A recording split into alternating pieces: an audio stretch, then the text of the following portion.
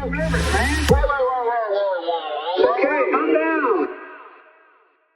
name is Ann Wright. I'm a retired U.S. Army colonel and a former U.S. diplomat. I resigned in opposition to the war in Iraq in 2003.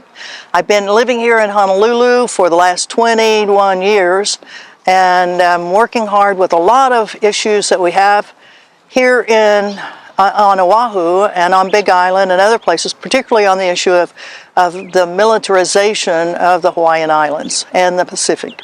So how are you trying to fight against that militarization?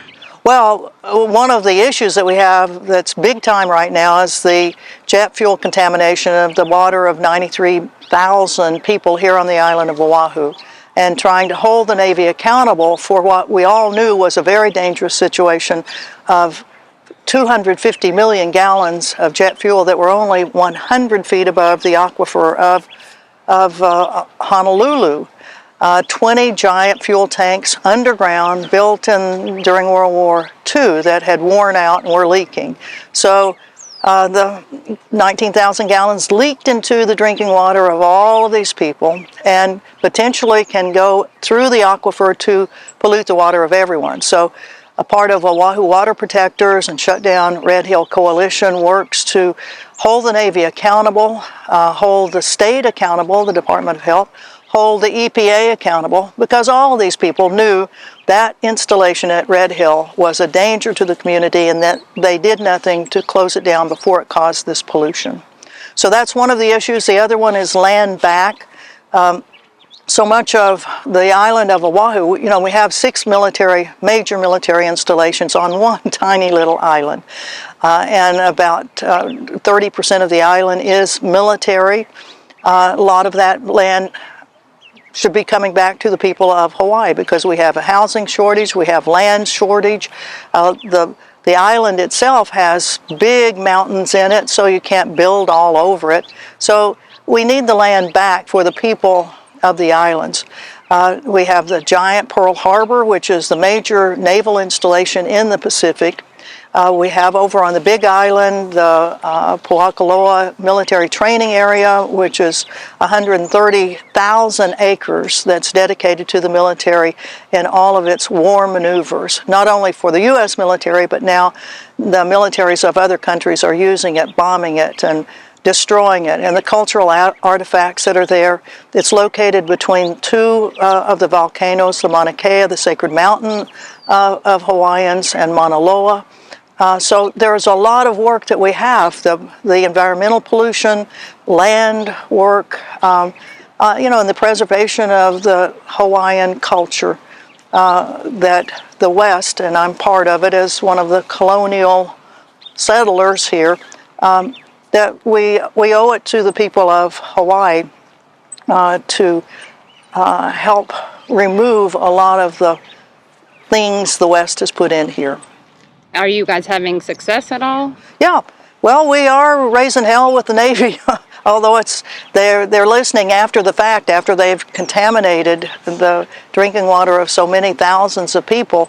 But it has brought to the forefront the fact that the military cannot be trusted. The military lies to it. And a lot of people, here in the islands, the military has brought in a lot of money. A lot of people work here. They hold their nose to the environmental degradation that the military has caused, but they've put up with it because, jobs and things like that. But now where they can just see blatantly that the military has been lying, then if they lie on this water thing, they're lying on some other stuff. So I think we are gaining momentum in terms of trying to get land back. There are 65,000 acres that were leased to the military, or 65 years ago. There were 27,000 acres that were leased to the U.S. military for $1. They've had it for 65 years, 27,000 acres for $1.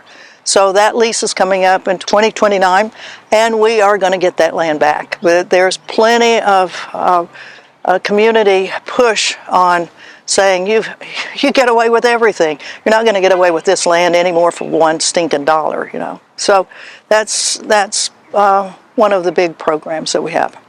And why did the Navy cover up? Why did the military cover up the jet fuel spilling? Why didn't they just address it or try to fix it? Well, it would be common sense that they would be very up front from the beginning, because it was mostly their own military families that were getting sick, and you would think they would have said early, we don't know what's happening, but don't drink the water. But they didn't do that. They waited over between 7 and 10 days before families were being notified not to drink the water. In fact, they had a town meeting where one of the higher muckety-muck admirals said, the water's fine to drink, I'm drinking it over at my place.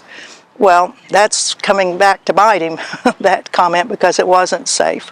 And it's just been a real tragedy for the military itself that its own military families are not trusting it at all. And once you start having that sort of ill ease within the ranks, and where the military members themselves have gotten sick and they've had to leave the island because their commands have been ruthless in saying, you shut up about talking about that, about talking about what's happening with your family, what's happening to you. Don't tell the press anything about this.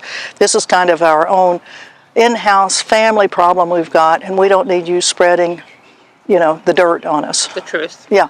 And so once that started getting out, all sorts of people military families are saying, we're not shutting up on this. And so every week we find more and more people that are coming forward with what the symptoms are that they have, the chronic illness now that they have, and the mistrust that they have for the organization that their loved one works with.